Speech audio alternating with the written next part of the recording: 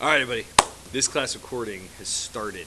So, over the past couple days, we've been talking about forces and reviewing that forces idea. So we talked about the idea that forces cause acceleration, right? That's what they do. They cause things to change what they're doing. They cause things to either deform, right, or change their velocity, right? Anytime one of those two things is happening, we're going to require a force. Forces cause things to change. Forces are vectors. They have magnitude and direction. Next thing that we'll talk, or we'll do a little bit of this tomorrow when we get into, like I said, we'll do some lab stuff tomorrow. Obviously, that forces have components, right? So we can break up a force into its components depending on our frame of reference. We'll talk a little bit about the inclined plane tomorrow, or maybe on Thursday as well, about how we break up those forces on the inclined plane. It really seems in some of the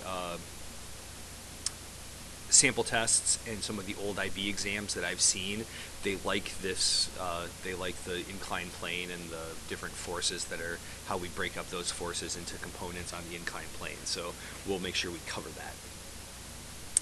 that. Free body diagrams, picture that shows all the forces acting on the object, right? Then we got into Newton's laws. So Newton's first law, right? Inertia. Things don't change on their own, right? Things stay doing what they're doing. And they will do that as long as there is no net force acting on an object, right? That could be something at rest, like this table here, right? Or sorry, like this book on this table here, okay? Or it could be something moving like a constant velocity, like this parachuter in equilibrium, this parachute guy at terminal velocity, right? We said terminal velocity is when an object falls at a constant velocity because the gravitational force balances out or is balanced by the frictional force of the air, right? Not that it's not fast, it is fast, but it won't get any faster, right? Right. And then if we change the amount of air resistance or air friction by, if we change that amount of air friction by opening up the parachute, right, now he goes slower because he has a greater force in the upwards direction than in the downwards direction, right? All right, equilibrium is just a special case of Newton's first law, right? Forces are all balanced, so we don't have any acceleration. Not that we don't have any motion, just no acceleration. Newton's second law. Newton's second law is a relationship between three things, right? What are the three things? Do we remember? Nope. Newton's second law. Nope. Mass acceleration force, right? F equals ma. All right. There it is. Okay. So we said that force and acceleration have a direct relationship. More force, more acceleration. Mass and acceleration have an inverse relationship. More mass, less acceleration. Good. All right. Newton's third law, action-reaction, right? We said that even though we have two forces that are equal in magnitude but opposite in direction, why don't they cancel each other out? They're acting on different objects, right? The recoil of a gun is a great example, right? You know, that explosion that happens in the cartridge chamber or wherever wherever the bullet is fired from, the explosion applies a force to the bullet and pushes it out of the gun, but it also applies a force to the gun itself and pushes it backwards, right? No, it doesn't cancel itself out, right? Those two forces, because they're on different objects. The gun moves backwards, the bullet moves forwards. They don't cancel each other out because, right? So, but we also said, too, that just because those two objects feel the same force doesn't necessarily mean that the same thing happens, right? Because mass plays a role there. We talked about, somebody jumping on the earth, right? They go up, the earth goes down, not by the same amount, though, because the two masses are so different.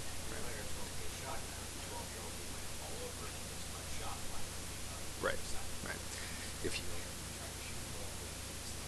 so, but which is also why you're supposed to, brace that gun, Yeah, but I was like 12 Yeah. and I weighed like probably 100 pounds and it just didn't work. Sure. It was too small. So, yeah, exactly. So, yeah. So, all right. So a couple other things relating to force. Okay, mass and weight. These are two separate things. Yes. Okay. Weight is what we define as what, or what is defined as weight.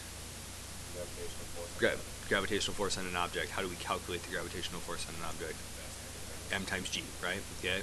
Mass. What does mass tell us about an object? Nope, that's volume. So let's go first with like the sort of what definition you've known about it. Correct. Mass does not change depending on location, right? Okay. Mass tells us how much stuff is there, right? But in terms of this section dealing with forces, mass is basically a measure of how much inertia something has. The more mass something has, the more inertia it has. So more stuff to slow down or speed up, right, depending on whatever it is that we're talking about. So mass is a measure of the inertia of an object, whereas weight is a measure of the force of gravity on an object, right? Good there? Okay. That force of gravity can change depending on the acceleration of gravity in that specific location, right? But the mass is going to stay the same no matter what. Okay. All right. Friction, okay? This has it labeled as solid friction. That's just as opposed to things like rolling friction or fluid friction, if we're talking about like objects moving through air or water or whatever it is. Okay? So there are two types of friction that we talk about, static and dynamic. All right? Static, if we refer to something as static, that means what? Not moving or not changing, right? Okay? Dynamic is changing. So exactly, right? If we talk about static friction, okay? If we push something and it doesn't go anywhere, what has to be happening? Well, yes, friction is keeping it in place by doing what? Keeping it still. How does it do that? If something doesn't move, what has to be true? If it was greater than the force, what would happen? In order for something not to move, what has to be true about the forces? No net force. So how big is the frictional force on that object? The same as the force on the object, right? If you go out to the parking lot and push on a car and it doesn't go anywhere, there's the reason it doesn't go anywhere. The forces are equal. There's a frictional force between the tires and the ground that completely matches your force, right? Because, and we just went through this progression, could the static friction be bigger than your force? If it was, what would start happening? Start moving backwards or in the other direction, right? Because that's the way the frictional force acts, right?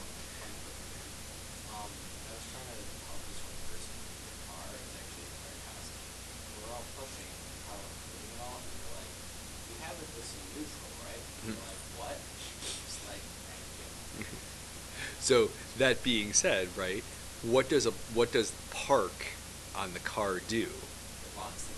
So that increases the friction, right? So you would have to apply more force to get that to go, right? So static friction is not a constant force, right? Push on the car, it doesn't go anywhere. You push harder on the car, it still doesn't go anywhere. What had to have happened? Right, so what had to have happened to friction? Because if your force got greater and still nothing happens, the net force, right, the net force still has to be what? Well, the net force has to be what? Or the resultant force has to be zero, right? So yeah, so that means the frictional force had to have increased, okay? Is that good? Yep. All right. So that applies to a certain level. So if we can see in this picture up here, right, this arrow is labeled increasing push force, right? If the block is stationary, if the push force is zero, the frictional force is zero. If you push with a force of 5 newtons, how much frictional force does there have to be? 5 newtons, if the block is still stationary, right? You push harder, you apply 10 newtons, block still stationary. What does the frictional force have to be? 10, right? That doesn't happen indefinitely though, right? If it did, what would we never see? Nothing would ever move, right? The frictional force would just keep balancing out your applied force and nothing would happen, right? So there has to be a maximum force of static friction. It's determined by mass, but it's also determined, it's actually determined not so much by mass, it's actually determined by the normal force, all right? So here,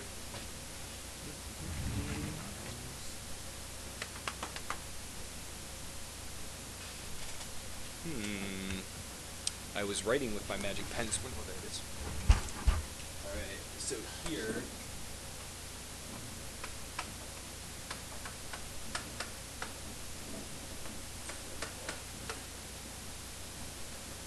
so there's the relationship that describes the static friction force that something feels, right?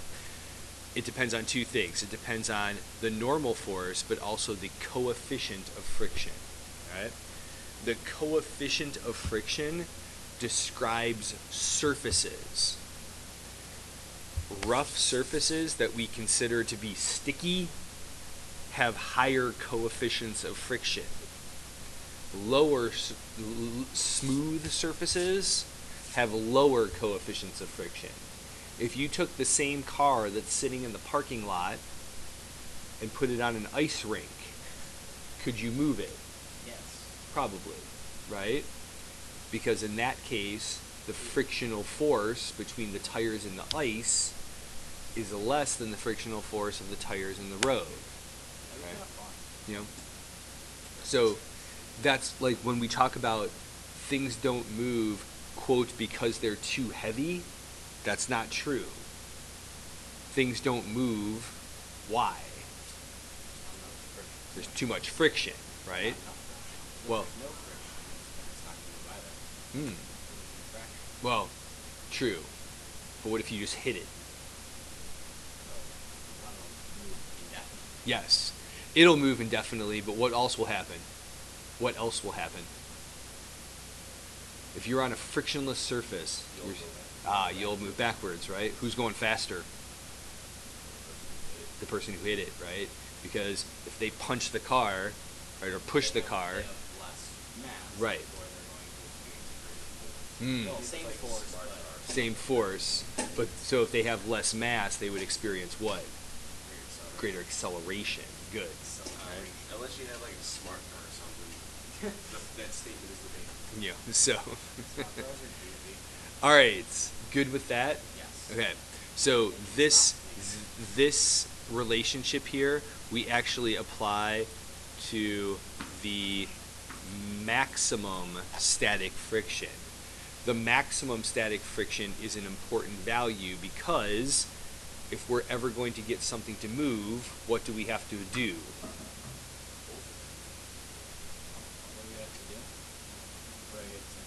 If we're going to get something to move, what do we have to do? You have to overcome the maximum static friction. You have to apply a force, but how big does that force have to be? Larger than the maximum static friction, right? So it doesn't balance out, and then we have a resultant force that causes the object to move, right? Once the object starts to move, it still experiences friction, but we now refer to that as dynamic friction because we're moving, right? So dynamic friction is equal to the coefficient of dynamic friction times the normal force. Okay? Here,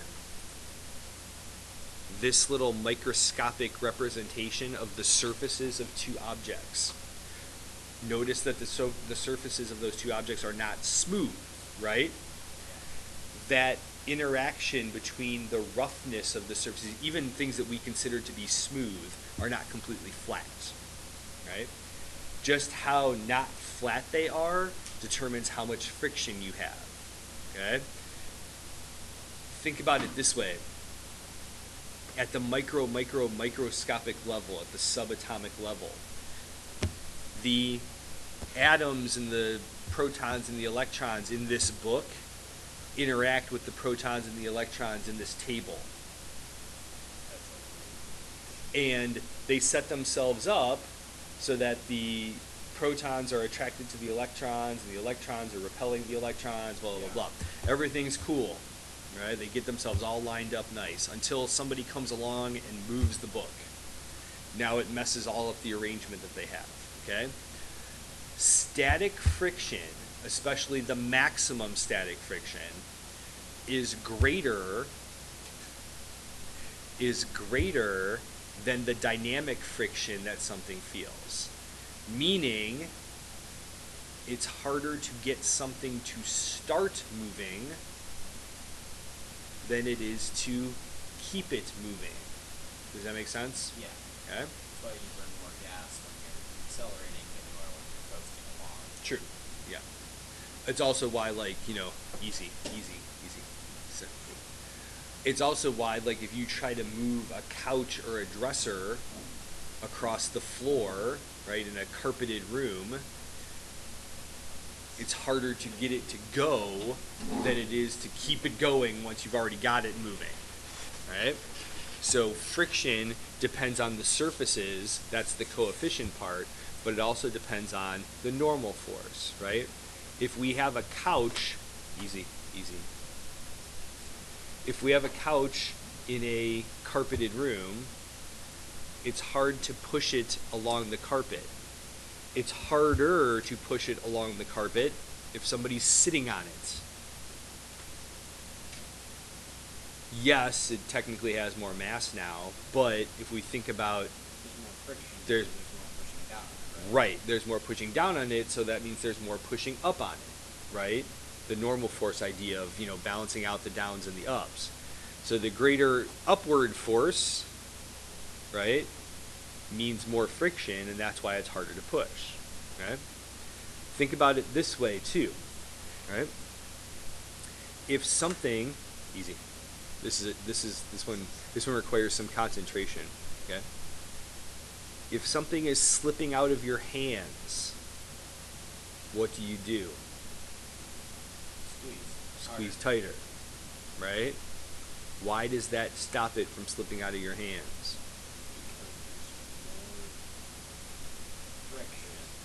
Technically, yes.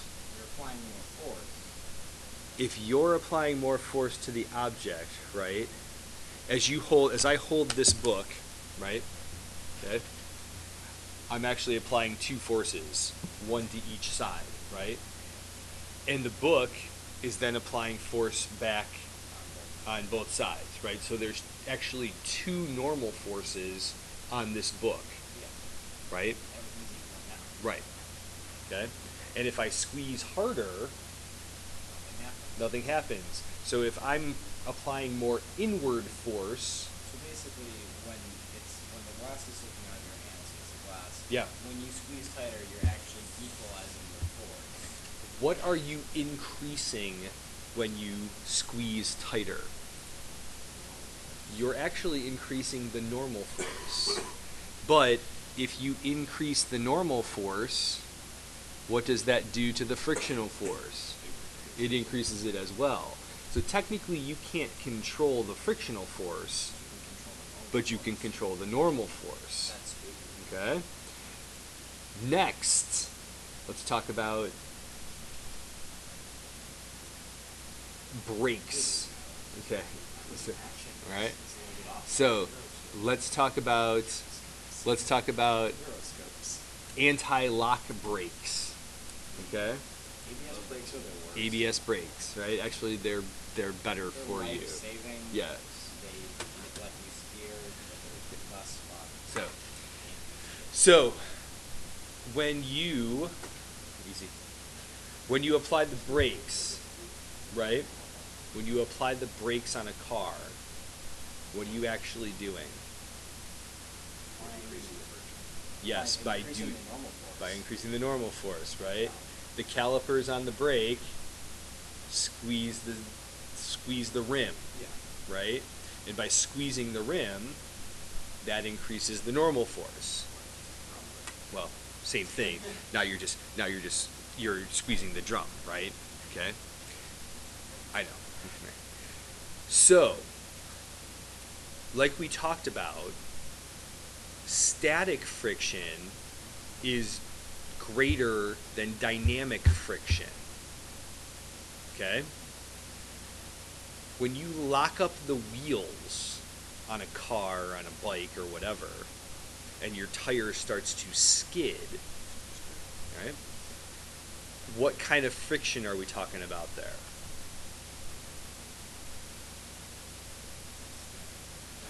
That's dynamic because the two surfaces are sliding across each other. But if the wheel continues to turn, as the wheel turns, one spot and one spot only hits the ground. That's static friction.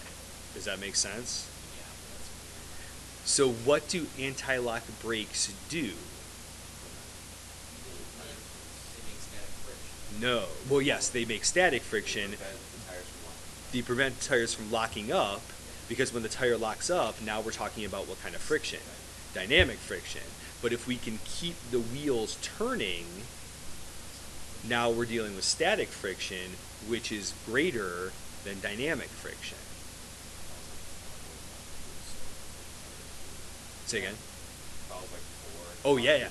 Absolutely. But when you... Right, but that's not the case. That's the deal behind an anti-lock brake, is that it's going to, like, instead of just locking the wheels, it's going to like go that's the sound that it's making when you right. It's like gently, so, but that's also why too, pumping the brakes, right, also prevents what? It prevents the tires from locking up, right? Because then now you're still dealing with static friction because the wheels are still turning as opposed to dynamic friction.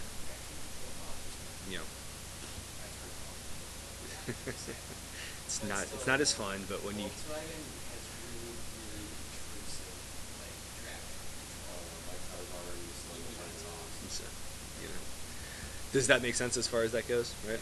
But also too, if we talk about just moving a car, right? What does movement of a car depend on? Friction, right? As the wheel turns, it hits the ground. It actually pushes on the ground which way?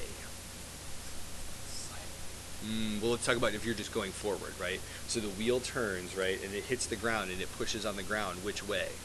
Backwards. But if the wheel pushes on the ground backwards, what does the ground do? Pushes you. Well, yes, it pushes you forward, right? In that case, friction is actually pushing you forward. Does that make sense? We generally think of friction as stuff that opposes our motion, but in the case of those wheels hitting the ground, the way that it turns, it actually pushes backwards on the ground, and then the ground pushes forward on you. Well, right. And then, right, if that, now, in that case, right, what are you messing with there? The coefficient of friction, right? That doesn't change the normal force. Your car still weighs the same, except for the, whatever 3/16 of tread that you no longer have, right? But the normal force is the same, but the coefficient of friction now is lower, right? Because that's what we refer to as traction, right? We're really dealing with the coefficient. Okay. Let's talk about racing tires. Right? Right? Okay. So one, they might be made out of something different, but how is a racing tire different? Well, They don't. They don't have much tread. They don't have much tread, It's also right? traction. Right.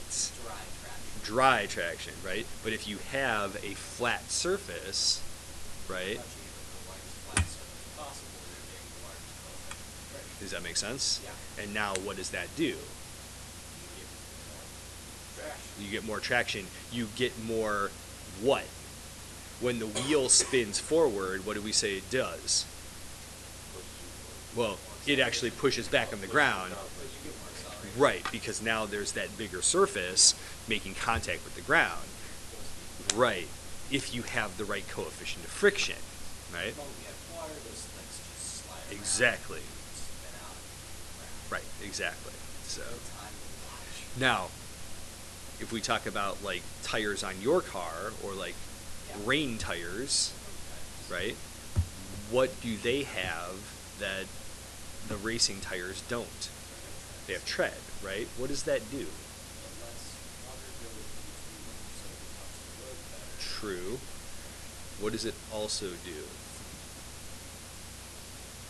Increases the If you have the entire weight of the car on a flat tire versus the entire weight of a car on one point or several points, right?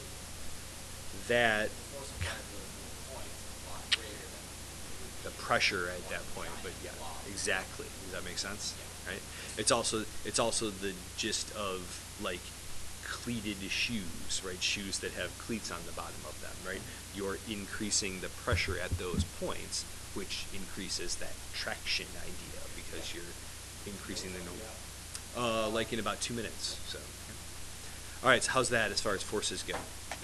Tomorrow and Thursday we will do lab that looks at the different types of forces. We'll look at some free body diagrams, and then we'll also look at friction stuff as well. We get some burnouts in the school parking No. lot.